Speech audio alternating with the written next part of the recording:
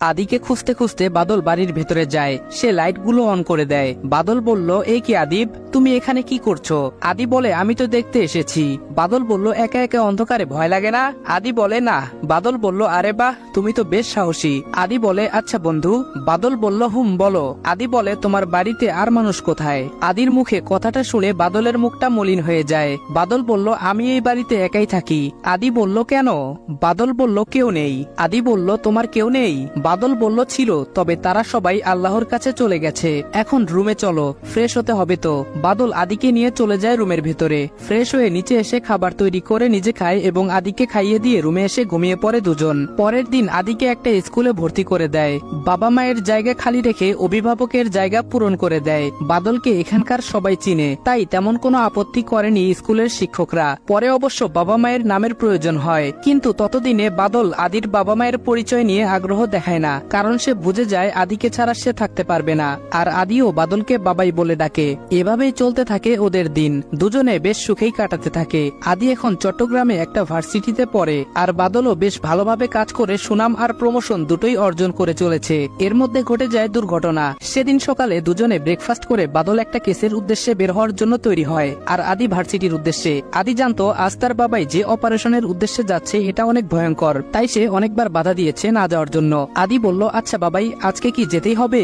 বাদল বলল, আদি বলল, আচ্ছা তুমি কেন বুঝতে পারছো না বলো, এটা অনেক রিস্ক হয়ে যাবে। বাদল মুচকি হেসে বলল, ঝুঁকি ছাড়া কি জীবন চলে নাকি?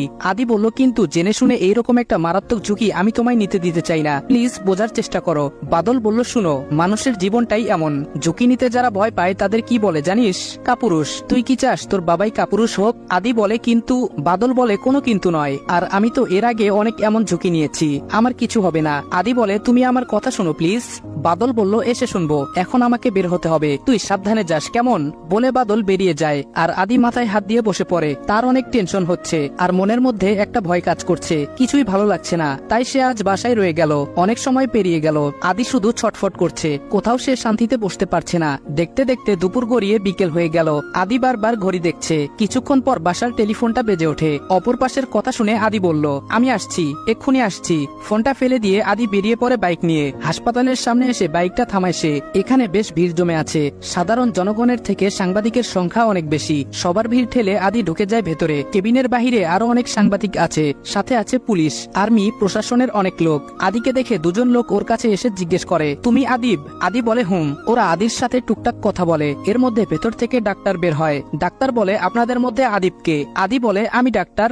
বাবাই ঠিক আছে তো? কি হলো, চুপ করে আছেন কেন, বলুন কিছু। ডাক্তার বলল, আপনি ভেতরে যান। ডাক্তার বলতে দেরি হয়, কিন্তু আদি ডাক্তারকে ঠেলে ভেতরে ঢুকতে দেরি হয় না। ভেতরে ঢুকে দেখতে পায় তার বাবাইকে। আদিকে দেখে বাদল তার মুখ থেকে অক্সিজেন মাস্ক খুলে ফেলে। বাদল বলে, আদি?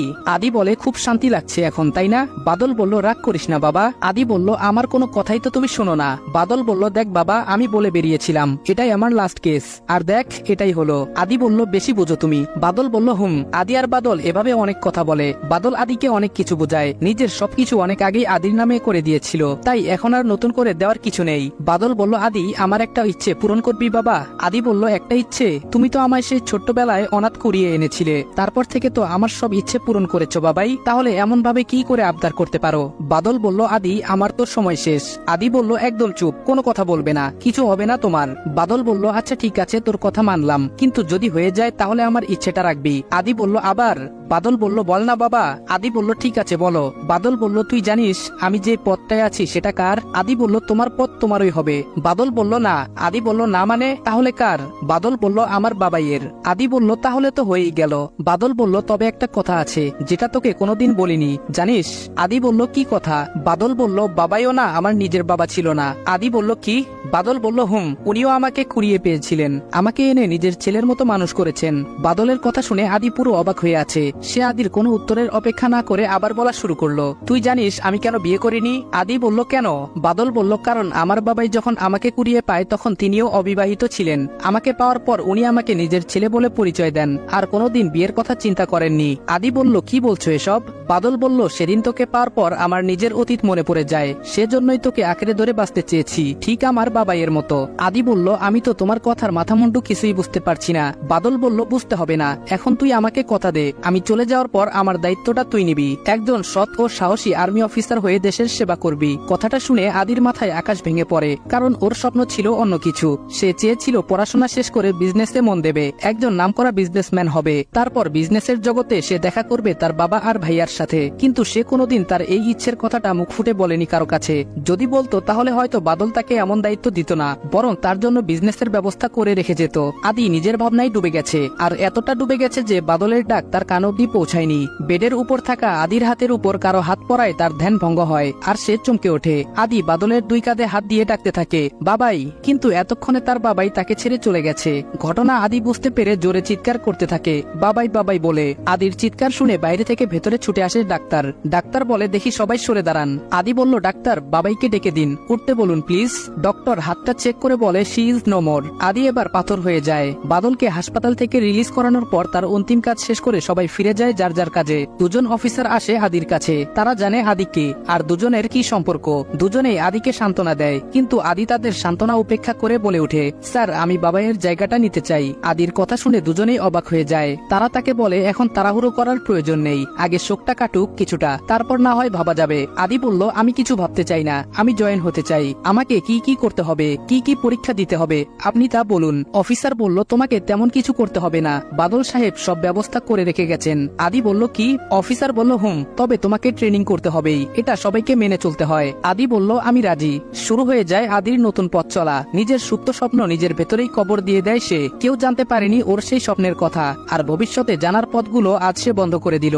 শুরু করলো নতুন জীবন। কথাগুলো বলতে বলতে আদির চোখে পানি চলে আসে। তা দেখে মিজান সাহেব এগিয়ে এসে আদির কাঁধে হাত রাখেন। মিজান সাহেব বলল, কেঁদো না বাবা, কেন কাঁদছো? তুমি তো তোমার বাবাইয়ের ইচ্ছে পূরণ করেছো।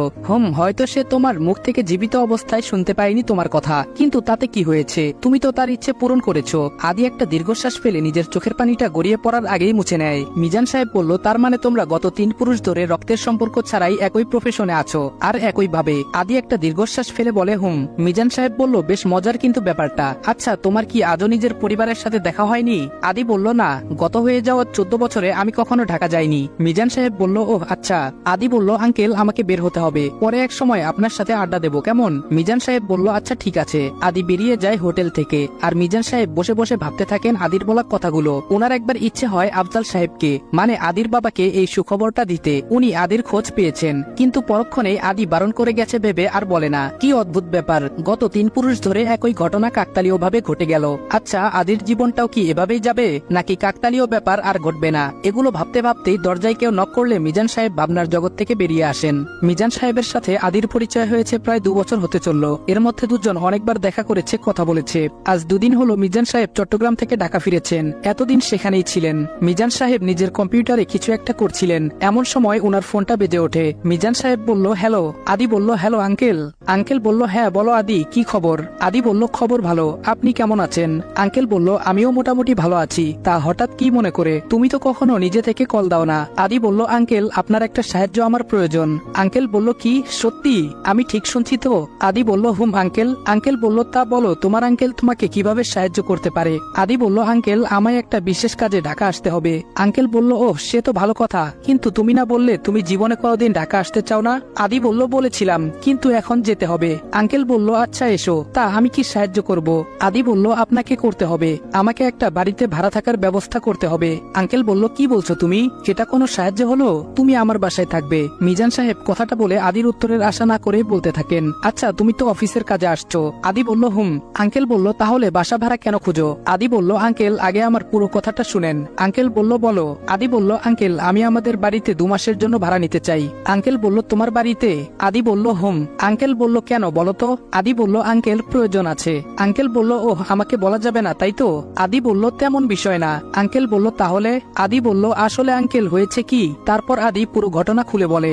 সে চট্টগ্রামে বসেই খোঁজ নিয়ে জানতে পেরেছে 2 মাস বাদে তার বোনের বিয়ে, আর সে যেহেতু এখন ঢাকাতে যেতে বাধ্য, তাই বোনের বিয়েটা মিস করতে চায় না। আর সবচেয়ে বড় কথা, যে কাজে যাচ্ছে সেই কাজটা ওদের বাড়ি থেকে করলে ওর আসতে যেতে সুবিধা হবে। সব শুনে মিজান সাহেব বলেন, এই ব্যাপার?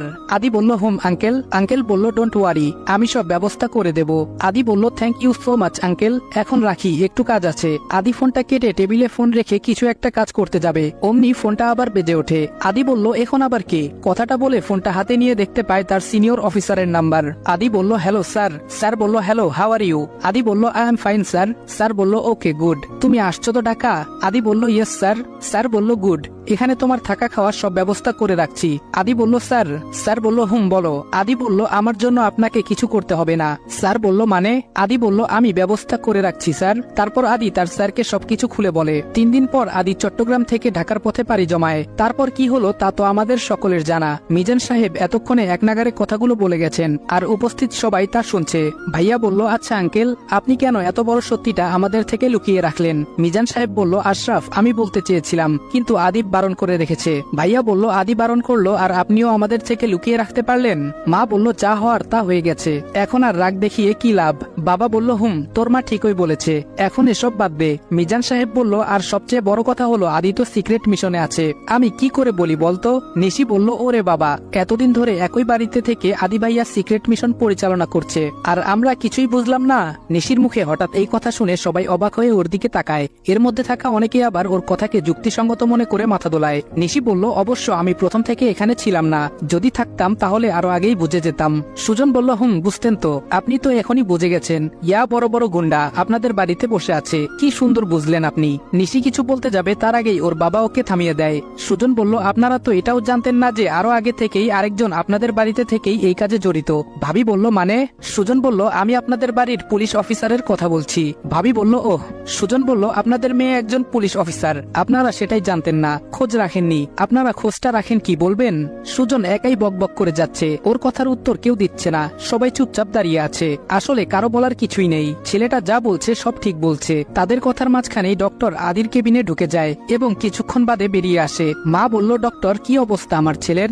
ডক্টর বলল দেখুন অবস্থা আগের মতোই, 24 ঘন্টা না যাওয়া পর্যন্ত কিছু বলা যাচ্ছে না। এই বলে ডাক্তার এখান থেকে চলে গেলেন। সুজন বলল আপনারা তো এখানে থাকবেন বলেই মনে হয়, থাকুন, আদির জ্ঞান ফিরলে আমাদের ইনফর্ম করে দিবেন। আমরা বের হলাম বলে সে বাকিদের ইশারা করে এগোতে বলে নিজে আবার পিছিয়ে গেল। সুজন বলল রাতুল। রাতুল বলল ইয়েস স্যার। সুজন বলল তুমি বরং হাসপাতালে থেকে যাও। রাতুল বলল ওকে স্যার। সুজন বলল চারদিকে খেয়াল রেখো। রাতুল বলল ওকে স্যার, ডোন্ট ওয়ারি, আমি আছি, সবটা দেখে নিব। সুজন বলল অল দ্য বেস্ট বলে বাকি 3 জনকে বের হতে বলল। হাসপাতালের সবাই ওদের যাওয়ার দিকে কিছুক্ষণ তাকিয়ে রইল। ওরা 4 জন হাসপাতালের বাইরে এসে নিজেদের বাইকগুলো বের করে নেয়। অগ্নি বলল স্যার এখন আমরা কোথায় যাব? সুজন বলল অফিসে। নীরব বলল অফিসে? সুজন বলল আয়াস বলল স্যার এখন যদি মিস্টার চৌধুরী সবটা জেনে যায় তাহলে কি হবে? আয়াসের কথা শুনে সবাই ওর দিকে তাকায়, ব্যাপারটা ওরা এতক্ষণ ভেবে দেখেনি। সুজন বাইকে বসে গেছিল, সে বাইক থেকে নেমে আবার আয়াসের সামনে এসে দাঁড়ায়। সুজন বলল তোমার কি মনে হয় আয়াস, আমরা হাসপাতালে ওপেনলি সবার সামনে সবটা বলে দিলাম, আর এই খবরটা মিস্টার চৌধুরীর এখনো জানা বাকি রয়ে গেছে? সুজনের কথা শুনে সবাই অবাক হয়ে যায়। অগ্নি বলল স্যার কি বলছেন, তাহলে তো সমস্যা হয়ে যাবে তাই না? সুজন বলল যা হবে দেখা যাবে, এখন সবাই চলো অফিসে। বাড়ির সবাই হাসপাতালে অপেক্ষা করছে আদির জ্ঞান ফিরার। চলুন দেখে আসি আরসি আঙ্কেল কি করছেন। নিজের কেবিনে ঢুকে একটা দরকারি জিনিস খুঁজে পাচ্ছেন না রউফ চৌধুরী, আর সেটাই খুঁজে চলেছেন তিনি মনোযোগ দিয়ে। ঠিক তখনই উনার ফোনটা বেজে ওঠে। অপর পাশের কথা শুনে তিনি বললেন আমি এক্ষুনি আসছি। ফোনটা কেটে তিনি বেরিয়ে গেলেন হাসপাতালের উদ্দেশ্যে। আপনারা হয়তো ভাবছেন মিস্টার চৌধুরী হয়তো আদিবের কাছে যাচ্ছে, কিন্তু না, উনি যাচ্ছেন উনার ছেলের কাছে, মানে রাফসান চৌধুরীর কাছে। চৌধুরী সাহেব হাসপাতালে ঢুকে সোজা চলে যান ছেলের কাছে। কোমা থেকে বেরিয়ে এসেছে রাফসান। আজকে মিস্টার চৌধুরী ভীষণ খুশি। উনি কথা দিয়েছিলেন ছেলে সুস্থ হওয়ার আগেই তাকে খুঁজে বের করবেন যে তার ছেলের এই অবস্থার জন্য দায়ী, কিন্তু পারেননি। তার আগেই রাফসান ঠিক হয়ে গেছে। নিজের মনে মনে কথাগুলো ভেবে চলেছেন মিস্টার চৌধুরী। এমন সময় পেছন থেকে কেউ একজন বলে উঠে